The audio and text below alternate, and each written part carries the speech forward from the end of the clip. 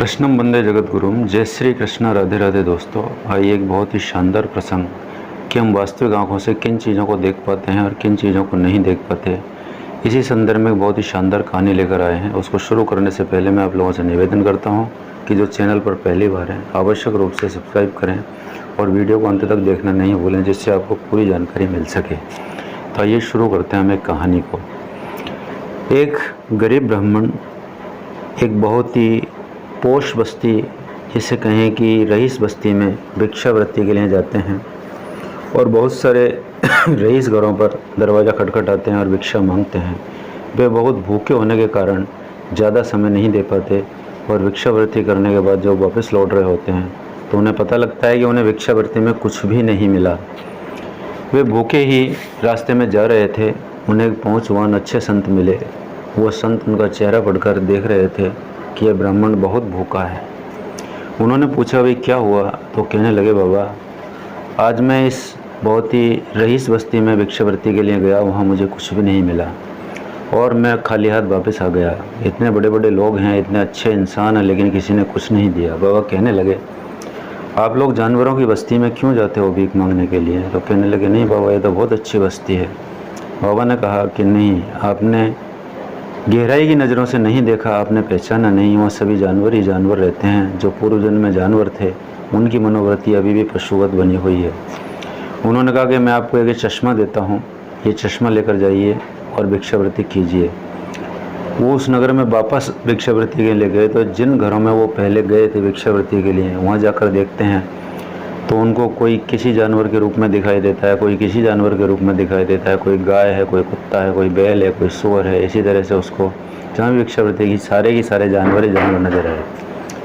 लेकिन वो जब आगे बढ़े तो उन्हें एक मोची दिखाई दिया जो जूते गांठ रहा था। उन्होंने उसे देखा तो वो उसे मनुष्य दिखाई दिया। वो तुरंत वहाँ गए। वहाँ जाकर कहने लगे कि भैया बहुत भूख लगी है, हम भूखे हैं। कहने लगा, ब्राह्मण है? हाँ। वो तुरंत अपने पास से कुछ पैसे लेकर गया और ले जाकर उसने किसी हलवाई से कहा कि भाई इन ब्राह्मण को जो भी ये खाने को दे दो, भुगतान मैं करूँगा। इतना कहकर वो अपने घर गया। घर से एक जूते की जोड़ी लेकर आया और चौराहे पर जाकर बेचने चला गया। वहाँ जाकर जब वह बेचता है तो वहाँ के राजा को जूतों की आवश्यकता थी। राज दरबार से कुछ लोग जूते खरीदने के लिए आए हुए थे और वहाँ से जब जूते खरीदने के लिए आए हुए थे तो उन लोगों ने उस मोची की वह जूते की जोड़ी पसंद की, उसके 5 रुपये लगाए और 5 रुपये में वो बेचने को तैयार हो गया। जाकर दरबार में दिखाई गई, पीछे पीछे मोची भी गया। वहाँ देखकर राजा बड़ा खुश हुआ। किसने बनाई? तो दरबारियों ने उस मोची को बता दिया कि महाराज। राजा ने उस मोची को बहुत ही प्रेम से कहा कि 500 रुपये हम तुमको इन जूतियों की कीमत देंगे और 500 रुपये हम तुमको इनाम के देंगे, तुम्हें 1000 रुपये दिए जाएंगे। तो कहने लगा, राजा रुकें, इसके पाने के अधिकारी को, इसकी कीमत पाने के अधिकारी को मैं बुला कर लाता हूँ, उसे आप ये दीजिएगा। तो कहने लगा कि भाई जूती आपने बनाई, ये पाने का अधिकारी कौन है? तो वह समझने में नहीं आया। कहने लगा, महाराज मैं जब ये जूतियाँ बेचने आया तो मैं ये सोच कर आया था कि इनसे जो भी दाम मुझे मिलेगा वह मैं अपने जो भिक्षावृत्ति के लिए आए हैं उन ब्राह्मण को ये पैसा दूंगा। तो आपने 1000 रुपये इसके लगाए, ये 1000 रुपये के अधिकारी वही हैं। हो सकता है मैंने पूर्व जन्म में कोई उनसे उधार लिया हो या कोई कर्म का आश्वासन करके संकल्प करके मैं नहीं करा पाया हूँ, ये मैं उन्हीं को चुकाऊंगा, इसमें आप रोकिए मत। तो तुरंत भागा गया, उस ब्राह्मण को लेकर आया। ब्राह्मण से पूछा गया, भाई ऐसा किया? तो उन्होंने कहा, भाई मैं तो इनके यहाँ भिक्षावृत्ति के लिए आया था, इन्होंने मुझे भिक्षावृत्ति के साथ साथ भोजन कराया और मैं भोजन करके वापस जा रहा था, उनने वो पैसे ले लिए। तब ब्राह्मण ने कहा कि राजन, मैंने एक बहुत बड़ी बात सीखी है। वो कहते हैं, क्या? कि मैं जब यहाँ पॉश कॉलोनी में, अच्छी पैसे वालों की कॉलोनी में भिक्षावृत्ति के लिए गया तो मुझे किसी ने कोई भिक्षा नहीं दी और हमारे गुरुजी एक संत हैं, उन्होंने मुझे एक चश्मा दिया था, पुनः वापस भेजा कि वहाँ जाकर देखोगे वो सभी जानवर हैं। तो वो कहने लगा कि मैंने उस चश्मे में देखा तो वास्तविकता में वहाँ जो थे उनके सब पूर्व जन्म में जानवर थे और उनकी सोच अभी भी वही बनी हुई थी, उनमें इंसानियत जगी हुई नहीं थी और उसी सोच के साथ वो जी रहे थे। इस कारण उन्होंने मुझे कुछ नहीं दिया।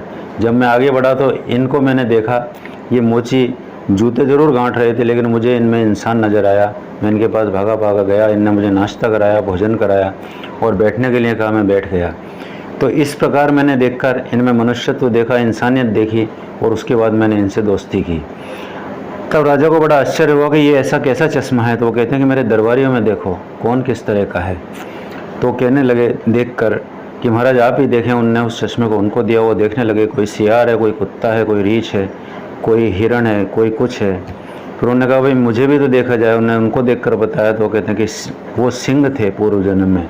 तो राजा कहने लगे कि ये तो पूरा के पूरा जंगल का जो राजा था वह राजा बन गया और जंगल के सारे पशु यहाँ आकर मंत्री और सारे पदों पर तैनात हो गए। तो वो राजा कहने लगा कि ब्राह्मण इस चश्मे का आप क्या करेंगे, ये आप मुझे दे दीजिए। तो ब्राह्मण बोले कि महाराज आप अभी सिंह की योनि में नहीं थे, आप सर्प की योनि में थे। तो राजा को बड़ा उल्टा लगा। वह कहने लगा भाई ऐसी क्या बात है कि आपको मुझे सर्प की योनि में नजर आया।